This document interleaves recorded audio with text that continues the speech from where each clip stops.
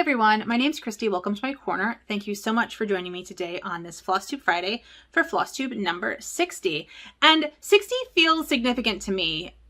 60 is kind of a really important number historically, but I mean, round numbers always feel kind of significant, although that's very arbitrary, honestly. But 60 is kind of cool, historically speaking, because in ancient Sumeria, in ancient Babylonia, and in ancient Egypt, they kind of worked on a base 60 system. So we work on a base 10 system. They worked on a base 60 system. And that's one of the reasons why there are 60 seconds in a minute, 60 minutes in an hour, 60 minutes in like an arc, 360 degrees in a circle, right? All of that comes from this idea of base 60. And the reason for base 60 is because of the number 12, right? 60 is 5 12s, right? So 5 times 12 is 60. And 12 is important because there are 12 knuckles on the 4 fingers of your hand. If you have 4 fingers and all your knuckles, you have 12 of them, and you use your thumb for counting. So 1, 2, 3, 4, 5, 6, 7, 8, 9, 10, 11, 12. And so base 10 is probably based off of the number of fingers. Base 12 is probably based off of the number of knuckles on one hand. So there you go, not including the thumb because that's your counting finger. Whew, that was long. This is not going to be all about history, although there is going to be a good bit of history at the end. But in this video, I have a lot to talk about. I have two FFOs to show you. I have a finished object that I showed you last week that I have kind of made some decisions on, so that will be fun. I have 2 works in progress, one of which you have not seen in a while. I have some incredible stitchy kindness from some friends who are, I don't even know how to describe how lovely they are, for thinking of me and gifting me some wonderful things. And I have a little bit of haul. There will also be a book update. I was going to say a stitchy update, a book update, and a little bit of history. Since yesterday was American Thanksgiving, I do want to talk a little bit as your resident stitchy historian. I do want to acknowledge some misconceptions about Thanksgiving history, because I think that's important. But before I get to any of that, I want to welcome my new subscribers. And I have so many new subscribers. I'm so excited to have you all hanging out with me in my stitchy corner. And I hit 1,000 subscribers, which honestly is such a cool milestone. When I started this channel, I was expecting like my mom to watch, my friend Sarah to watch, and my fiance at the time, my husband now, to subscribe and not watch. I subsequently found out that my friend Sarah didn't watch at all. And she still doesn't watch. But there are like 1,000 of you who've subscribed to my channel, and I'm so happy to have you here. I will be having a 1,000 subscriber giveaway, but I'm going to talk about that in my next video, which I'll talk about later. So welcome to all my new subscribers. Thank you so much for joining me on my crafty and artistic adventures, and welcome back to everyone who's been hanging out with me for however long you've been with me. It's been great to get to know you in the comments here on YouTube and also on Instagram. And if you're not following me on Instagram, you can find me in 2 different places. If you're interested in just like my stitchy stuff and my life and kind of daily activities and my dog, that kind of a thing, you can find me at Dr_Christy. I'll put both of them here actually. And if you're interested in kind of a new venture that I have started, which is focused on vintage wooden spools and making them into jewelry and other home decor items, you can find me at the Spoolery, which I think will be right here. I can never remember where they are in the thing because I'm seeing it backwards anyway. Too much information. But this is a channel about embroidery and cross stitch and other textile crafts and baking and history and the history of all of those things. So if you are interested in any of that and you're not subscribed, I'd love to have you subscribe and stick around. It's been 2 weeks since my last Flosstube update. I did have a video last week which was about my craft fair, which was spool related, the Spoolery craft fair, and I'll put a link to that up here. But I'm not really going to talk about that because I've already talked about that. So I think I want to just kind of bust straight into the stitchy stuff. And then we'll save, there's not really a life update because, I mean, nothing's happened. Thanksgiving happened. Yeah.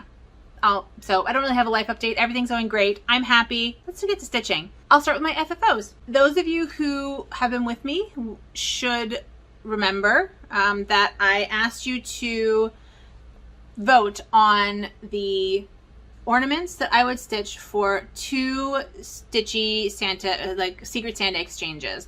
And the first one I showed you last week I had finished, which was the Cardinal and Snowflake, which is very hard to see. But Cardinal and Snowflake, which is not fully finished yet. I'll talk about that later. And the other one was this German Santa, which was from the Cross Quick magazine of December, January 1990. Now, I don't know if that means like December of 89 and January of 90. I think it does. But I got this at my local thrift store, and it has these great 4 different Santas from different places in Europe. The German Santa was the winner, second place, honestly. And I stitched it and I finished it in a hoop. And I decided to add some beads. I added some gold beads around him just to, I don't know, make him a little blingy. I may end up putting some bells up here. I have red and green and gold bells, so I might put some bells up there just for, I don't know, fun. And I'm going to put it on a hook, and that is complete. So I'm done my little Santa. This is framed in a little aluminum hoop. And I got these on Amazon, and I talked about these before when I got them, and I'm sure I said, I'll put the link down in the description box, and I'm sure I didn't. So I will do my best to remember to put the link in the description box for these. They are Caydo, C-A-Y-D-O, aluminum hoops. So they come in green, red, and gold. And they're 3 inches, and I thought that they would be great for this and easy. So I just put it in the hoop, and then I finished it off with green felt on the back. I cinched it underneath. If you want to know how I finished my hoops, I made a video about that. I'll put that up here. Basically, I cinched it around the back. I cinched the fabric around the back, and I did it a different way, and I don't like it. I'm not doing it that way again. And then I put the felt on the back, and it's just all loose.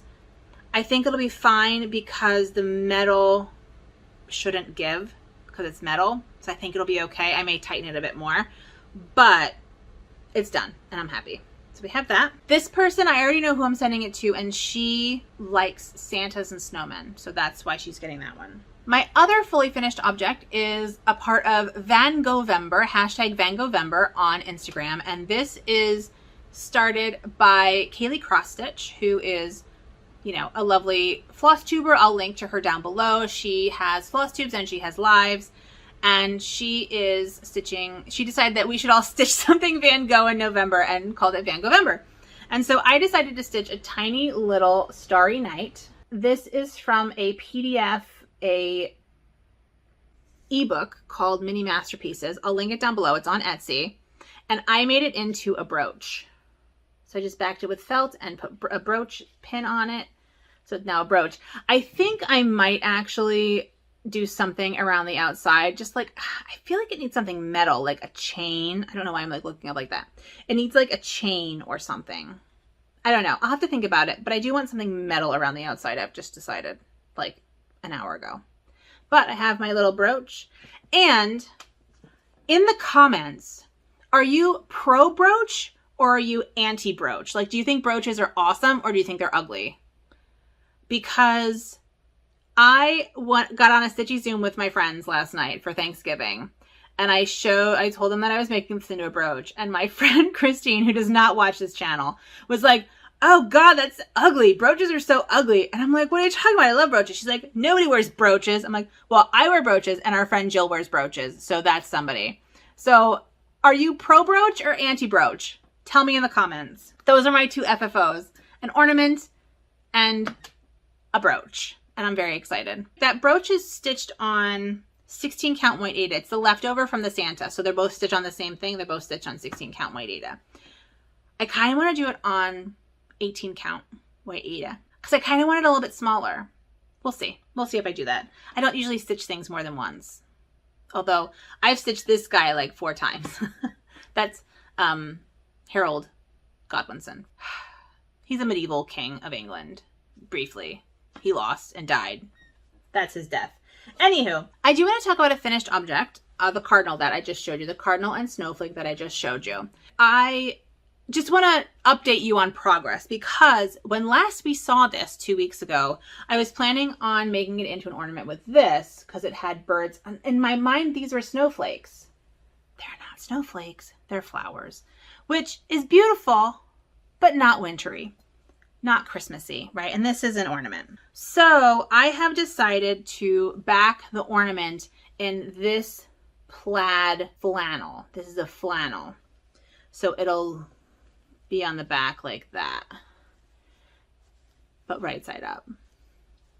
So I think that that is much better. I like that much better.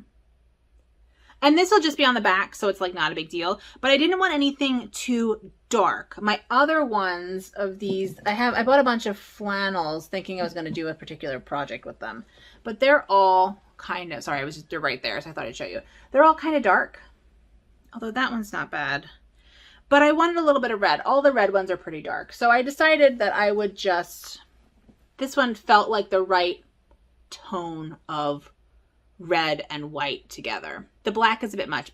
Anyway, this is the plan. I'm backing it in this, and then I have some vintage red piping. It's going to be vintage red piping, and it's going to be a little ornament. And I think I'm going to do it in a hexagon because the snowflake is a hexagon. If I can find a picture, I'll post it here, right here. If I can't, trust me, the snowflake's a hexagon. I kind of want to make it into a hexagon. So that's progress on my finished object that will be finished this week because I want to send it out ASAP. Although, no, I can't send it out. I haven't gotten my Secret Santa yet. I'm still waiting on my Secret Santa. But I want to send it out as soon as I possibly can. I have 2 whips. My first one I show you every week. I'm a little bit behind, but this is my temperature library from, well, I designed it from me.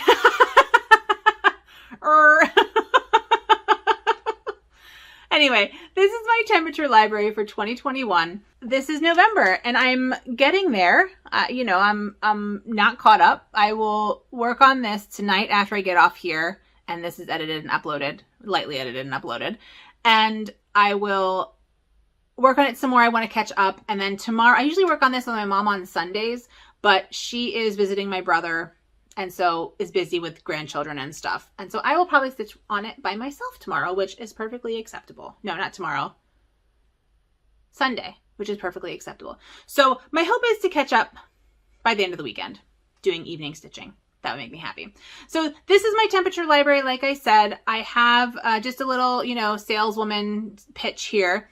The embroidered version of this is for sale in my Etsy shop. I also have a cross stitch version of this exact one that says 2021 at the top, but I put numbers in so you could switch them out for cross stitch. I also have a 2022 version of this that's different books, different book configuration, different knickknacks. That's also available in my Etsy shop. And I have a temperature drink shelf. Oh, I can show you pictures. I can edit. This is a picture of the cross stitch version of the 2021 library. This is a picture of the cross stitch 2022 version of the library. And this is a picture of my 3rd temperature pattern, which was inspired by my mom and Chevis of Chevy Rel's Stuff, who is has a knitting podcast that is a drinks shelf because both of them like a good cocktail. And I will be cross stitching the drink shelf next year. I will also be cross stitching the 2020, not cross stitching. I will also be embroidering the 2022 version of the bookshelf, which is, I don't have it fully designed yet. Well, I have it fully designed. I don't have it fully finished coloring in yet. But this one I've done all in satin stitch. So every book is done in satin stitch. And I did that because I felt like I needed to practice my satin stitch. And I did. And this greatly improved my satin stitch, so it was very effective. Next year, I've decided that I want to do every book in a different stitch. And I'm calling it the hashtag 365 Stitch Project. And so what I'm doing is I'm scouring through the internet. So in particular, the Royal School of Needlework's Stitch Bank, which I will link down below. I think it's just rsnstitchbank.org. I'll put it here. And I went through that. And I took, I think I have, and I'm making a spreadsheet essentially of the different stitches I'm going to use. And I think at the moment I'm at like 120 something like that. The Stitch Bank has 150 stitches in it, but some of them are like how to start your thread. A lot of them are drawn thread work where you remove threads. And I think that I was thinking I might do some of those kinds of stitches, but because the books are so small, I think that it would be difficult. So I think I'm going to avoid drawn thread stitches. So I couldn't use all of those stitches that are in there. So I'm using that. I'm also scouring some modern and vintage needlework books that I've bought, that have been gifted to me by friends. by my husband, and trying to come up with 365 different stitches for each book. Now, the interesting thing, of course, is that a lot of the stitches look the same on the front, but have completely different mechanics. And I think that's really interesting. So anyway, those are my two big stitching projects, is the 2022 version of the Temperature Library and the 2022 drink shelf, temperature drink shelf. So that is my, that's my WIP, and I will hopefully have November finished next time I see you. My other WIP you have not seen in a while, and some of you have probably never seen this. It came in this bag, so I keep it in this bag, and it is my introduction to Jacobean crewelwork from the Royal School of Needlework, speaking of which. This was a birthday gift to me from my husband for my birthday. It was a birthday gift for my birthday, last birthday. When you last saw it, I had completed most of the pomegranate and the leaf, and now I've started on the flower. So basically I'm learning how to do different stitches, and some of these stitches I already know, but this is like a whipped fly stitch, which I've never used a whipped fly stitch, and in fact I need to put that on my list because I have fly stitch and I have whipped back stitch. I don't have whipped fly stitch, so that's going on in my spreadsheet. But it's really fun. So essentially, you sign up for the class, you get lectures, tutorials and lectures, and all the materials. And this is stitched on I think it's a cotton twill. Does it say? I don't know if it's, I don't think it says. So it's stitched on definitely a twill, and you can tell, it's really cool. You can tell because it has I don't know if you can see it. It has a diagonal weave, which I find very interesting. That's how you can tell a twill. So like denim is a twill. Who knew? I found that out. It comes with that and the wools. It's done in wool, so it has all the Appleton wools that you need. And it comes with two different sized, not two different size, size 22 John James needles. One of them is pointy and one of them is round.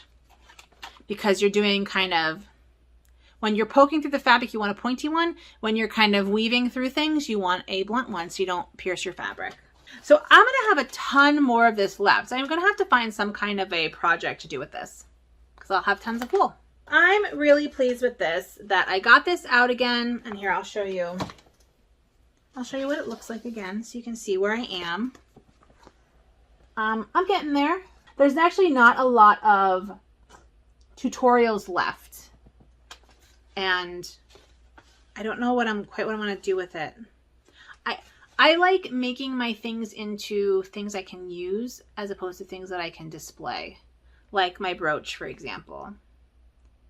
I prefer, so I need to think of something I can do with like a heavy embroidery. It may turn into a bag of some kind. So those are my current active WIPs. My Temperature Library and my Jacobean crewelwork. I think I need to talk about my stitchy kindness. I was a little overwhelmed this week with some stitchy kindness. I had two friends who reached out and said they wanted to send me stuff. And so the first one I want to talk about is Jody from Trixie Tricycle. If you're not watching her, you should. She's amazing. I wish we lived closer. I would love to hang out with her and stitch with her. And she sent me some amazing stitchy kindness. So first of all, she sent me floss drops. So there's a floss drop exchange that's happening in the world that I have not been participating in. And I keep wanting to participate in it, but then I think that I'm too late. And so I don't, but then I'm not too late, but then I'm later. So I just haven't. I am participating, and I'll talk about that in a moment. But she had two different floss drops. And so the floss drop exchange was invented by Mama Loves UGB. I'll link to her down below. I'm sure all of you watch her. She has tons of followers, tons of subscribers. And she thought it would be really fun to exchange floss drops. So you get floss drops printed, and floss drops are just the things that you, like this, right? That you keep your thread on. to keep it nice. And that's how I work. I actually work with floss drops. That's what I like to work with. Anyway, I'm explaining this really poorly, but essentially you put a picture on, you get like a business card from like Vistaprint or something like that, punch holes in it, send it out.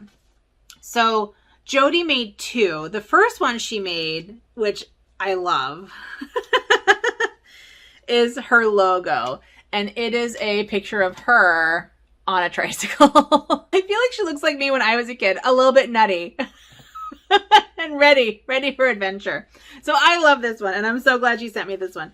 And then when she realized that most people weren't doing like shameless self-promotion, she sent another one, which is a really neat picture that she took of in Seattle, of a viaduct that was demolished. But basically instead of demolishing the building, they just kind of worked around it, and she thought that was delightful, and I think it's delightful, so she sent me those. And then she asked me if there was anything from the Black Needle Society boxes. She saw that I was getting that I was super excited to start getting the Black Needle Society boxes, which I unboxed before. I unboxed the Resolution Stitching box. I made a video. I'll post a link up here.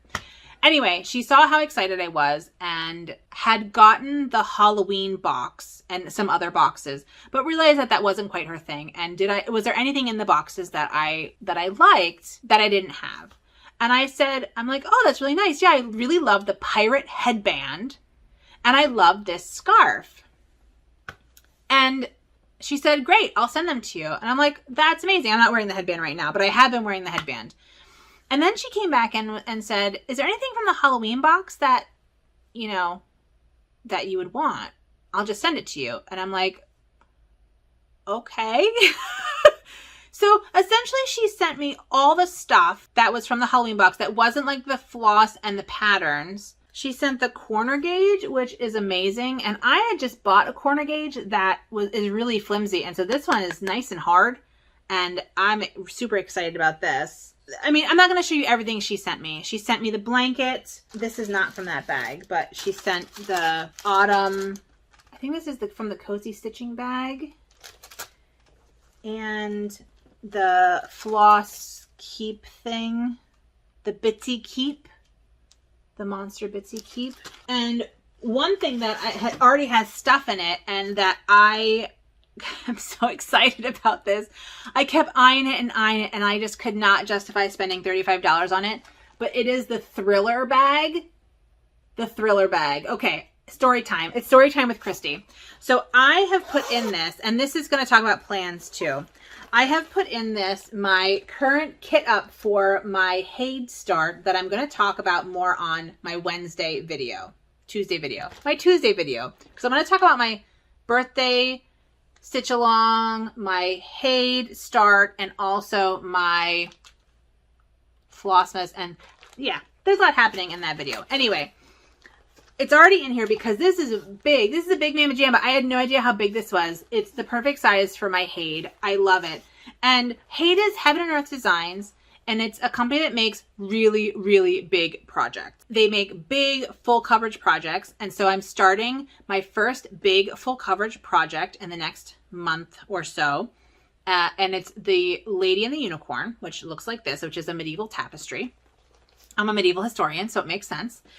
And this bag represents to me overcoming your fears. And starting a Haid is scary. Starting your first Haid is scary. But I'm overcoming my fears. So let's talk about why this bag, this Thriller bag, represents overcoming fears. Those of you who don't know, Michael Jackson's Thriller came out in 1982 or 3. The album came out. At the end of the song Thriller, my hair is a mess. I'm sorry. I need a haircut. I need to cut my bangs. At the end of the song Thriller, Boris Karloff, I think. If it's not Boris Karloff, I'll put who it is here. Says these words. The foulest stench is in the air, the funk of 40,000 years, and grisly ghosts from every tomb are closing in to seal your doom. And though you fight to stay alive, your body starts to shiver, for no mere mortal can resist the evil of the Thriller. And then he laughs. And as a 3-year-old child, that laugh was terrifying. I loved the song Thriller. And as soon as he started, when he got to about this part here, I would book it up the steps to my room because I had to be in the room with my door closed by the time he started laughing because I was terrified. But I got over that fear, folks. Just like I'm going to get over the fear of a Haid. Conquering your fears, baby. That's what this bag is about. And finally, she sent me, I'm so excited about this. I love vintage wooden spools. And I started collecting small vintage sewing kits, in particular from the Corticelli, Belding Corticelli brand of silk. And this is an old brand of silk. They're not in business anymore. I think they went out of business in like the 50s. They're not in business anymore. And the reason why I got interested in them is twofold. Number one, a friend of mine sent me a Corticelli needlework journal from 1899. And I did a flip, I think I did a flip through of that. If I did, I'll put it up here. I'm pretty sure I did a flip through of that. I'll put it up here if you're interested in that. And also, Jody bought some at a thrift store, I think, and started sewing with them. And she sent me the box. It's so hard to find the boxes, and it has a couple of spools in it. And this is where my spoolery thing came from. But it has a couple of spools in it. I love, my favorite spools are the ones that have that are stamped. And look at this one. Isn't this beautiful? Have you ever, look how beautiful that stamp is. Oh, I've never seen multicolored stamps. That's really exciting. And then finally, this one. And then she also sent me some, it looks like stickers and ephemera. Stickers and ephemera. I love me some stickers and ephemera. I am trying to get back into journaling. Planning. I'm trying to get back into planning. So the ephemera and the stickers will be great for that. And I also got the Stitchy planning planner in the Black Needle Society resolution stitching box, which I want to start using. So I'm excited about that. So overwhelmed. I'm overwhelmed. I didn't even know what to say. I'm not good at stuff like that. I'm not good at like accepting things from people or accepting help from people. And so I just end up cracking jokes, but I think Jody understands and gets it. But thank you. I appreciate it very much. And I will definitely use most of it. And what I don't use, I will give to a stitcher who will use it, which, you know, you said was fine. So I will do that. So thank you so much, Jody, for being so generous. I appreciate it very much. The other stitchy kindness I got is from my friend Tony, and she is the Stubborn Stitcher here on YouTube, and she sent me a message and said, expect a package. I'm like, okay. Okay. She said, it's for your new craft room. And actually, this is going to be for my office because my office is vintage sewing themed. So first of all, there was a beautiful sticker that I peeled off, and I will put in something beautiful. And a beautiful card. This card is like completely lovely. Well, there's a celestial card, but then also a handmade paper card. And this here, I don't know if you can see, you probably can't see. There's like mesh fabric, and that's like real flowers. This is so beautiful. This card is so beautiful. But inside the card, I laughed and laughed and laughed and laughed and laughed, was a terrifying baby.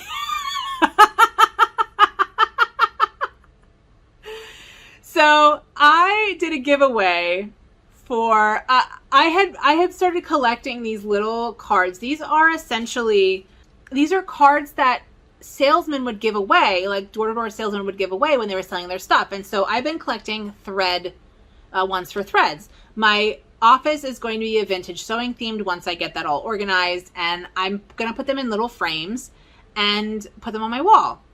I ordered one that was beautiful and I loved it, and I got sent this terrifying baby. And this baby's haunted.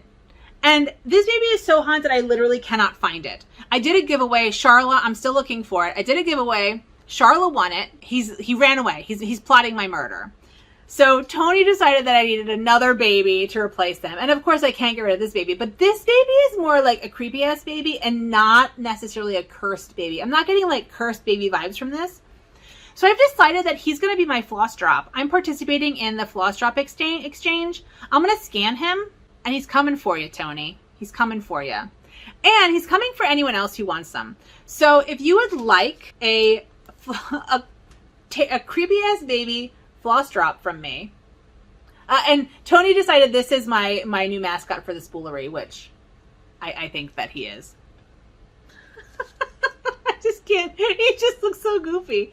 If you would like a floss drop of this creepy ass baby, could be a couple weeks, so they have to order them and then shipping and all that kind of stuff. But I'm making him into a floss drop. I'm making him into floss drops. And I'm going to send him out all over the world to anybody who wants him.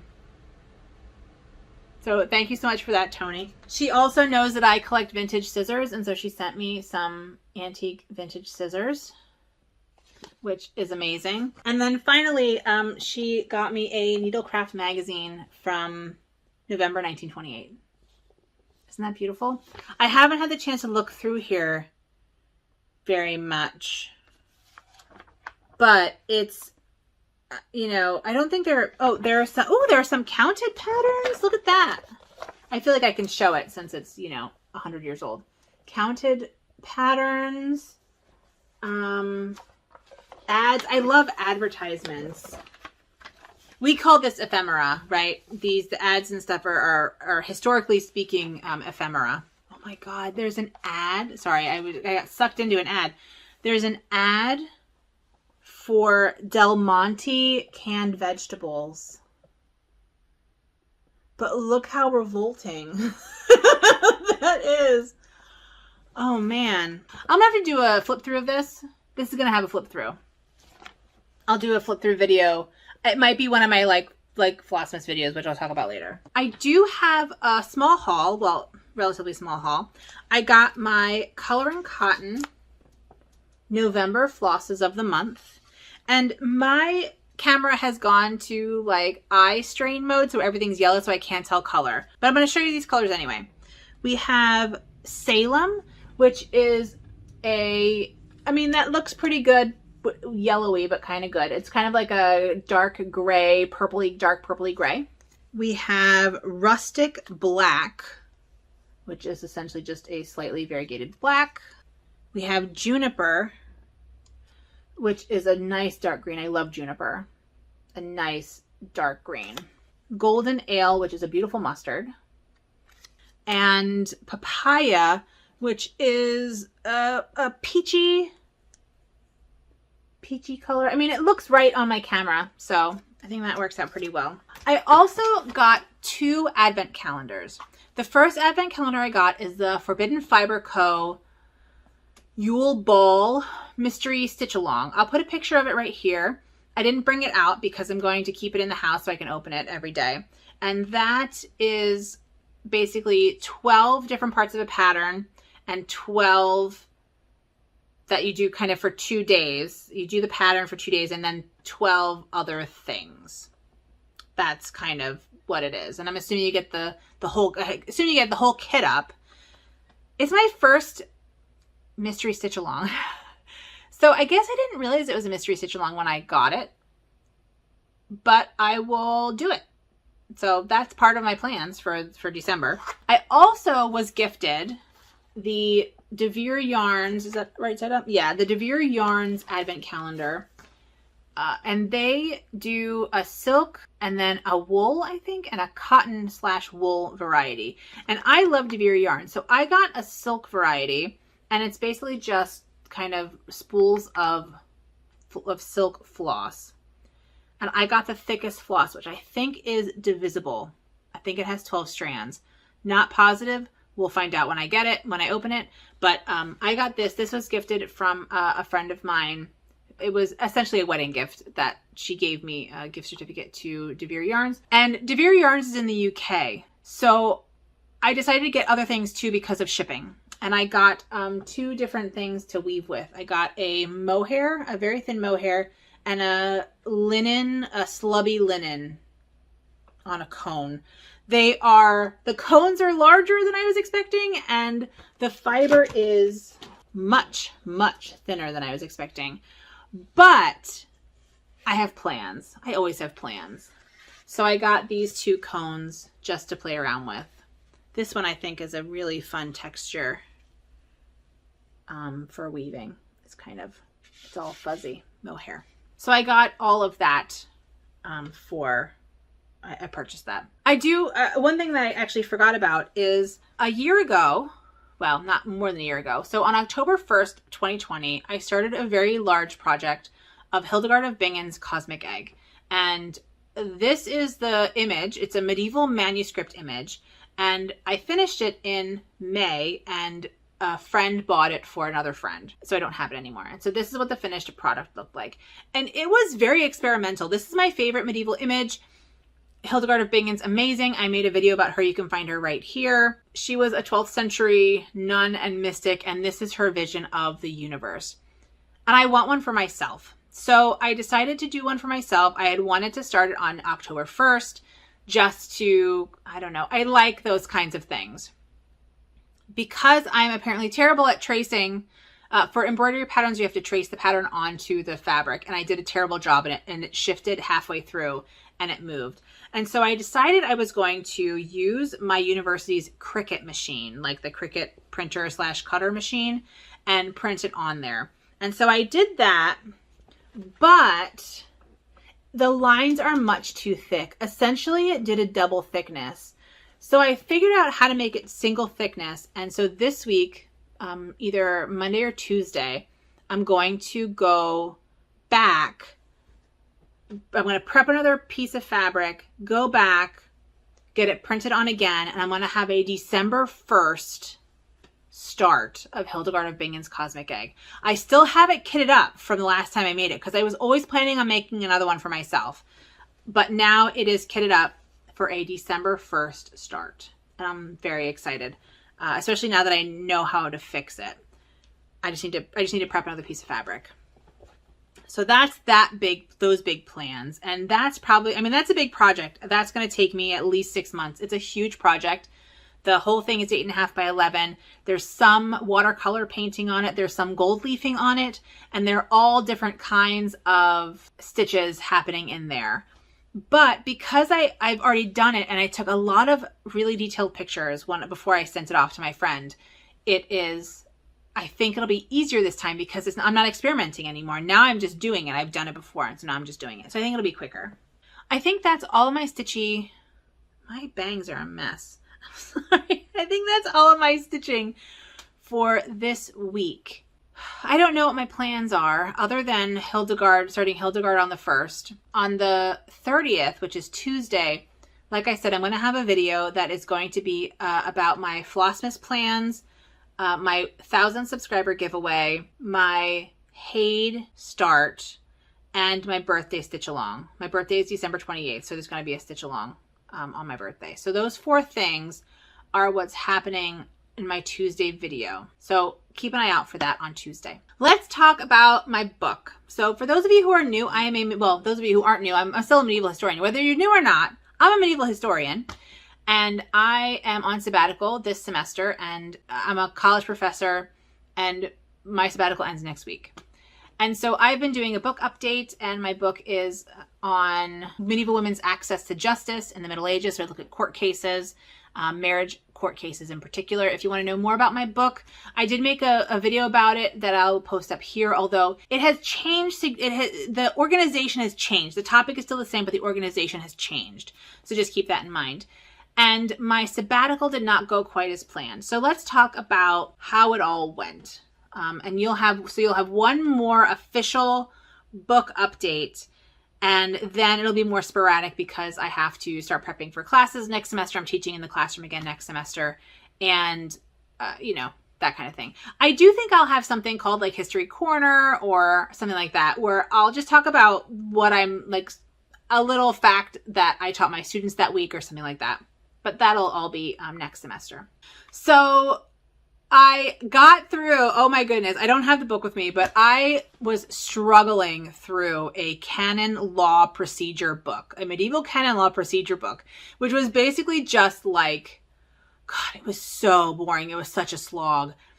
I haven't finished the book yet. I've been like finishing chapters and then going to something else. But there was a chapter that was literally 50 pages of canon law procedure.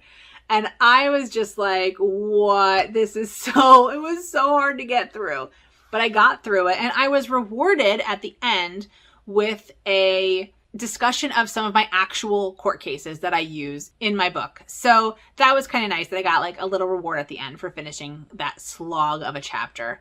I read other things and then I went back and I finished the next chapter as well. They're basically articles, essentially. There are multiple articles in the book. So I'm glad I got through that, the huge article. None of the other articles are as long in this book. None of the other chapters are as long. So I got through that. I do want to finish that this week because it's overdue. And then I have a couple other things. So tomorrow is Saturday, Sunday, basically tomorrow through next Friday, I'm just going to be working every day, just finishing up as much reading as possible. I essentially have just been focusing on reading during, like, catching up on the literature that I'm behind. You know, I have to know what other scholars are saying about my topic. And there's a lot out there that I didn't have.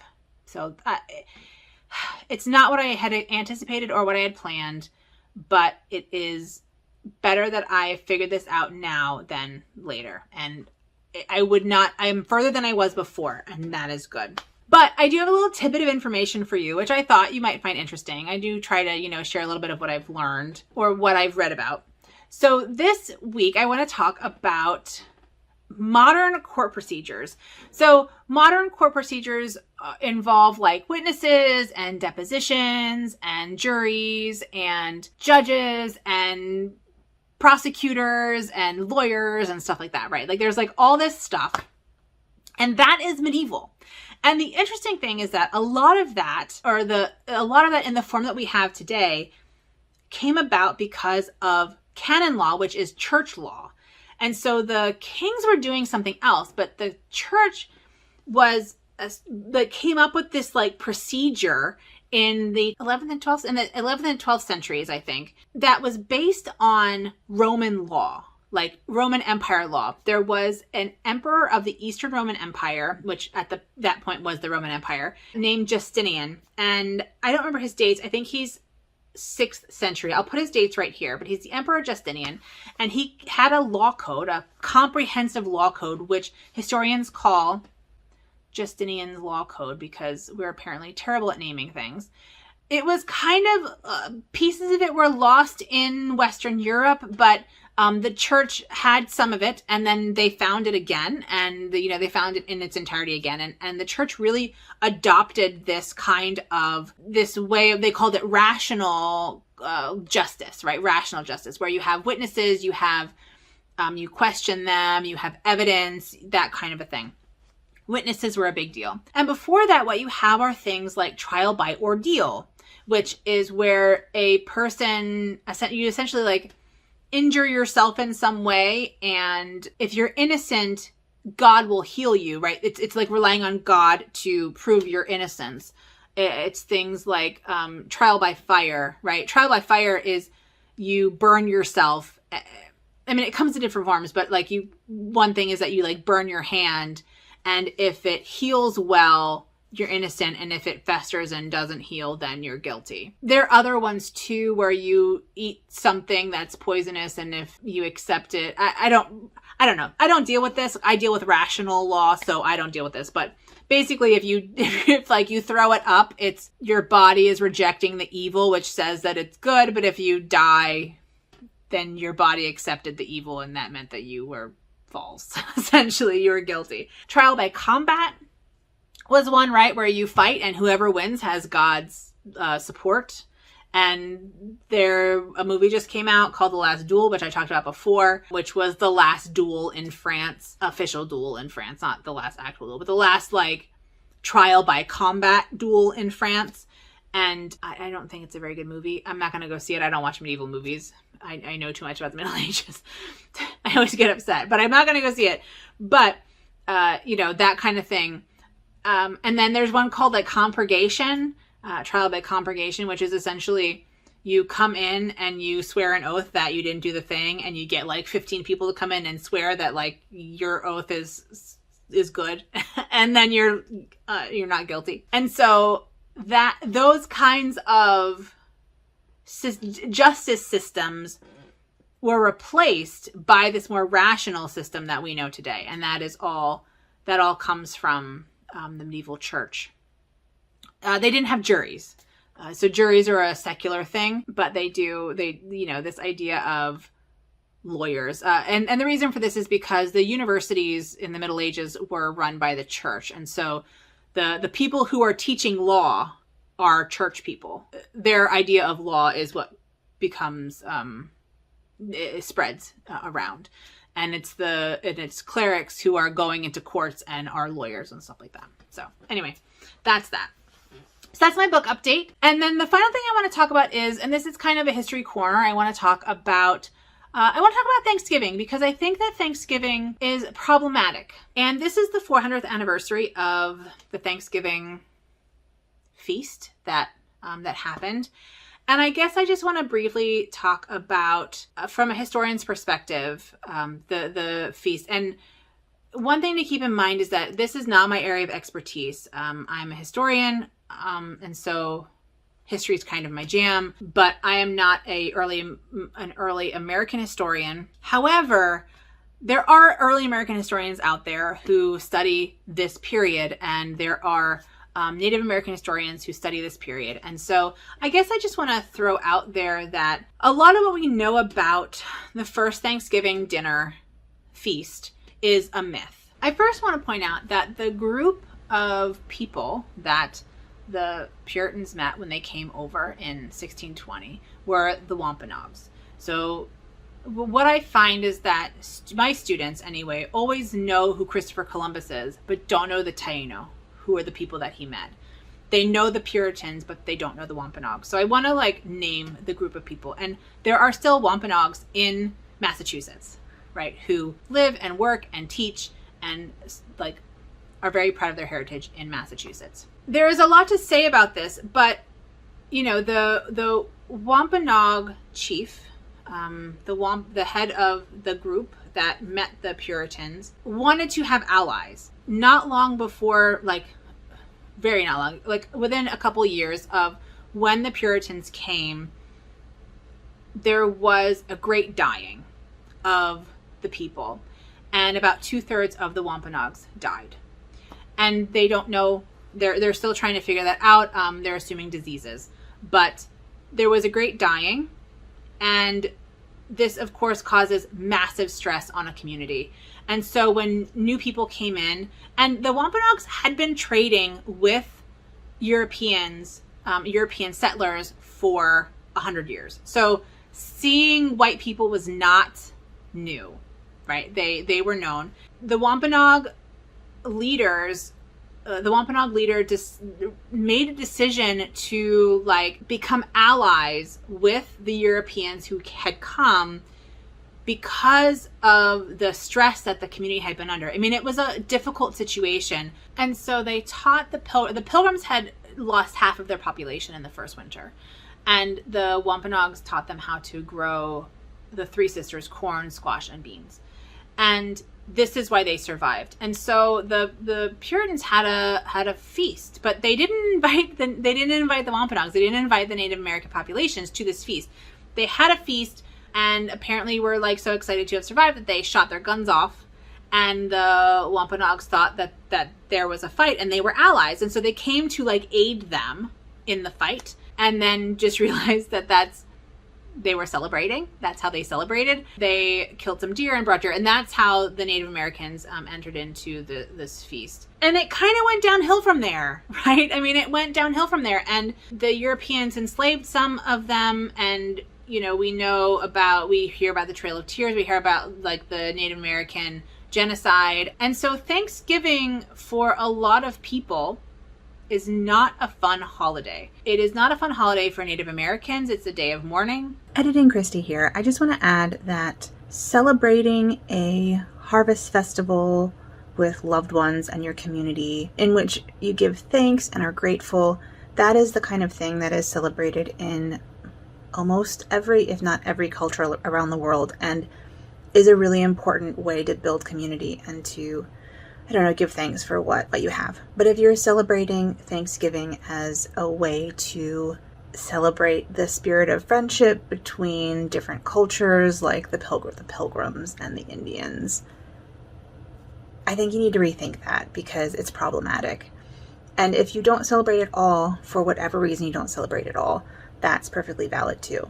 I guess I just wanted to point that out, that celebrating gratefulness and thankfulness and family and community is amazing. But the story of the first Thanksgiving that we have is not true. So I just needed to point that out. Back to yesterday's me. So I guess my point is that the point of this whole conversation is just to acknowledge that a lot of the myths of Thanksgiving that we're taught as American children are false and harmful. They're harmful. I do think we also need to acknowledge that the background of this particular harvest festival is not correct, is not pleasant, right? It's not pleasant. It's not what we were taught in elementary school, and we need to acknowledge that. So I wanted to, as your friendly neighborhood Stitchy historian, I wanted to acknowledge that and discuss this with you. And so in the spirit of giving thanks and being grateful, I am grateful for you all and thankful for you all, because without this community, I would have had a very difficult time this past year or so. Year and a half or so. I am an extrovert who is still in pretty deep isolation. Not as isolated as at the beginning, but definitely isolated. And having this community has really been amazing for me. So I'm very thankful and grateful for you all. And I am thankful and grateful that you let me talk about these things with you. And I appreciate you all very much. So I will record my next video on Tuesday, and that will be about, talking about plans and such. And I think that is all from me. So I hope you have a wonderful evening. Thank you so much for joining me. Please take good care of yourselves and have a good one. Bye.